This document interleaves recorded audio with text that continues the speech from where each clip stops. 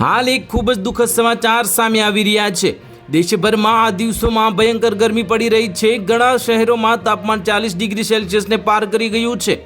તીવ્ર તડકો અને લૂના કારણે લોકોનું ઘરની બહાર નીકળવું હવે મુશ્કેલ બની રહ્યું છે। પરંતુ traffic police, delivery boy, construction મજૂરો અને ફિલ્ડ વર્ક સાથે સંકળાયેલા ઘણા લોકો આવે છે જેને કલાકો સુધી બહાર કામ કરવું પડે છે।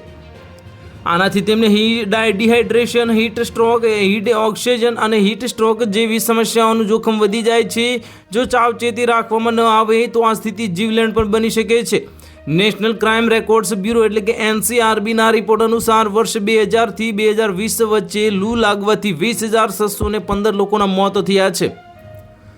पर्यावरण पर काम करती स्वतंत्र संस्था वेडिटम इंडिया फाउंडेशनના રિપોર્ટ અનુસાર માર્ચ 2024 થી જૂન 2024 વચ્ચે ભારતના 17 રાજ્યોમાં હીટ સ્ટ્રોકથી 733 મૃત્યુ થયા, જ્યારે સરકારી આંકડાઓમાં આ સંખ્યા માત્ર 360 જ છે।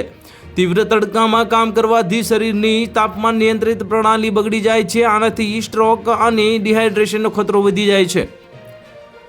ઊંચા તાપમાનમાં લાંબા સમય સુધી કામ કરવાથી શરીરમાં પાણી અને ઇલેક્ટ્રોલાઇટ્સની ઉણપ થઈ શકે છે। આનાથી હૃદય પર વધારાનું દબાણ આવે છે અને ડિહાઇડ્રેશનને કારણે કિડનીની કાર્યક્ષમતામાં પણ પ્રભાવિત થઈ શકે છે। જો પાણી ઓછું પીવામાં આવે તો તેનો ખતરો વધુ વધી જાય છે।